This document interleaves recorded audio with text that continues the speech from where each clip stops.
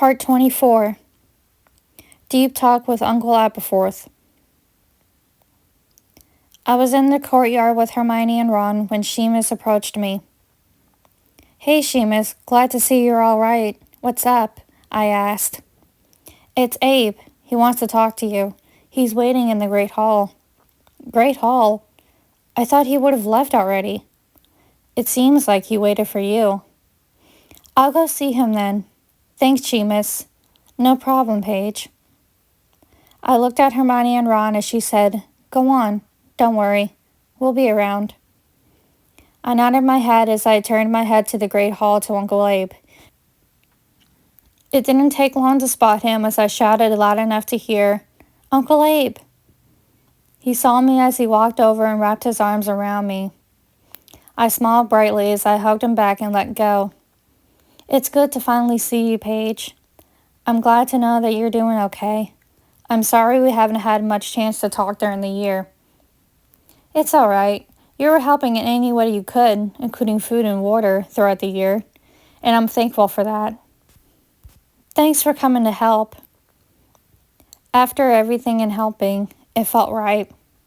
Besides, Harry helped me change my mind about certain things, and I wanted to see you. I chuckled, knowing how Harry is. "You wanted to see me?" "Of course, Paige. You're my niece after all. I've cared about you since you were a baby."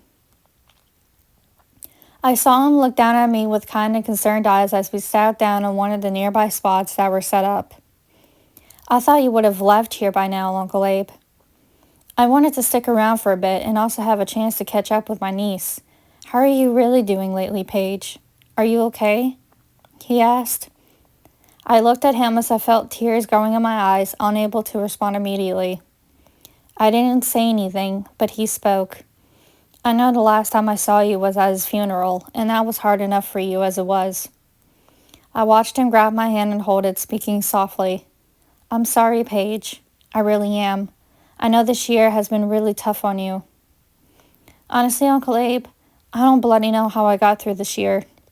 Thank goodness for the people around me that kept me in check, because otherwise I could have been dead myself." We looked at each other as he took a finger and wiped away the tears that were falling down my face. "Paige, my brother and I may have had fallouts and fights, but we came together for you. I'm sorry I wasn't around much for you." "It's okay.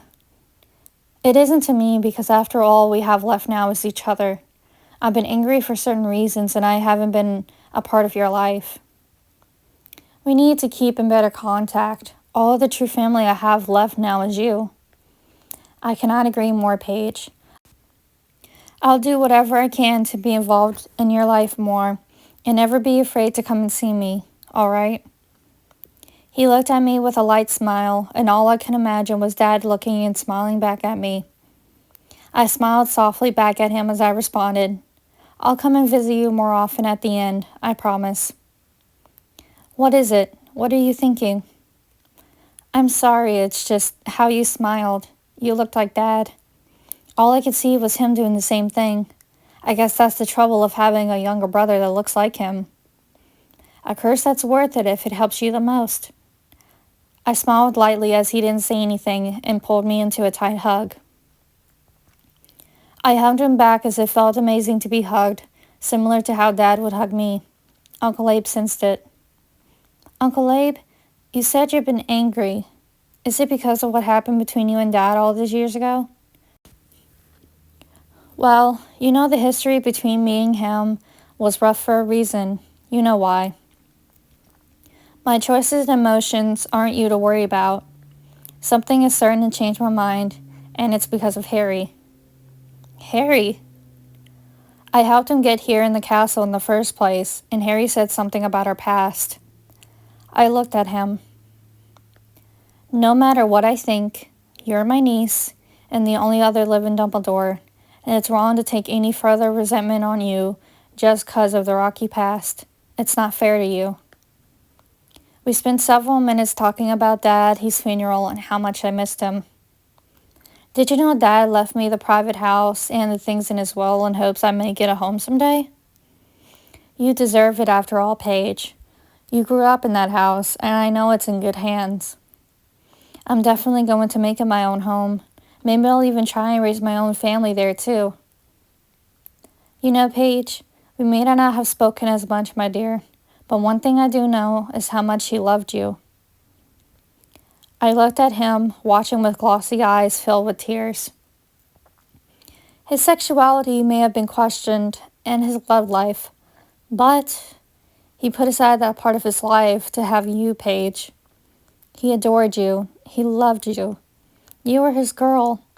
He came to adore your mother a lot before her untimely death. Hearing those words from him almost made me burst out crying. His sexuality of him liking me more explains his love life since I was born, other than my mother, of course. The only other thing I know of is Minerva sharing a kiss with him once, which she told me. He was private, Paige, about many things. Some things even I didn't know at one point. I know. It's been so hard without him this year, with how things were run here. I miss him so much. I know you do. You've always been a daddy's girl. Yeah, that's true. I think I'll remain to be one too. It's going to be hard still, trying to move on. With how close you were, it'll take time. I'll be around more often in your life, so don't worry about that. Now, tell me, Paige, what happened with you and Severus Snape this year? He asked. I only know what you told me, and that was after my brother's funeral. I felt a few tears slowly fall as I took in a huge breath, not knowing how to answer or where to start. It's a long story. I'm willing to sit and listen to it all. Tell me. I started to shake without realizing it as he held my hand for comfort. Uncle Abe has a tough exterior, but he appears to really care for me. I don't even know where to start. I started at the beginning of things during the year. And so I did. I told my uncle about every single event and feeling that happened during the year between me and Severus. The good, the bad, and the ugly too. Even the romantic parts. When it came to his death in a boathouse, I could barely get my words through to speak. He held my hand and offered comfort too. I know he was probably angry at Severus for what he did, but he fully listened to me and cared. He said little things the whole time, but by the end, he didn't know what else to say except, I'm so sorry, Paige. You loved him dearly, didn't you? I looked into his eyes as I nodded my head. I did, yeah. I mean, I've come to fall for Harry as well, but I think a part of me will always love Severus. I know it was wrong age-wise, but I could have married him if Voldemort never killed him. He chuckled lightly as he heard me say Harry's name. Harry? Paige Ellison, when did this happen? I lightly laughed as I responded, Don't be surprised, Uncle Abe. It was going to be either me and Ginny anyway. I told him more of the details of what happened when me and Harry had our private talk and how we admitted our feelings and kissed. I didn't mean to laugh when you mentioned Harry. I wouldn't have guessed it. The two of you being together since you're both close. As long as you're happy, I'll be happy for you. I couldn't help but to smile at him. I pondered and wondered if I should ask or not. He noticed as he looked in question. Paige, is there something you want to ask? I sighed. Did you know Dad was going to die, Uncle Abe? What do you mean, Paige? Did you know he was living a curse that was slowly killing him? When he shook his head no, I told him all the previous information I learned from Severus early this year, the truth of what the black look on Dad's hand, and he wouldn't tell me the truth because it would only devastate me. He held in a lot of shame and guilt about the past and the family, and I read that in his journal. Once he learned everything, he felt worse, even more so, knowing that if he didn't get killed when he did, he would have eventually died. The only thing Uncle Abe could think to do instead of talking was to hug me tight, so I hugged him back just as tight. When we let go, I realized how good I felt to have him back in my life again. I missed him. I really missed you being in my life, Uncle Abe. I missed you too. You don't have to feel alone anymore, all right? I nodded my head as we sat there together for some time, watching the night falling upon us. What are you going to do now, Uncle Abe? Probably return back to where I belong, to the inn. What about you, Paige? Have you decided yourself? I don't know. I know I do need to go through Dad's things at our personal home. Severus put some of his things from his office there during the year too, so that they wouldn't get ruined. I watched him stand up as he turned to me. Well, I'll tell you what. Despite everything, if you need help at all, and I mean any help, you come and get me, and I'll help you. I knew he meant that in emotional ways. I nodded my head and responded, Don't worry. I will if I need to. Will I see you again soon? You will. Take care of yourself, my dear. I'll go through hell on someone if anything happens to you before me. I chuckled as I responded, Same back to you, Uncle Abe. He held his arms out as I finally stood up and hugged him tightly.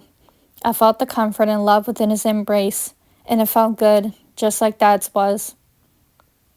Once I let go, I saw Hermione and Ron nearby as Uncle Abe saw me look at them. Go back to your friends, and we'll see each other soon, Paige. I nodded my head as I watched him walk away from me while I went back to Hermione and Ron.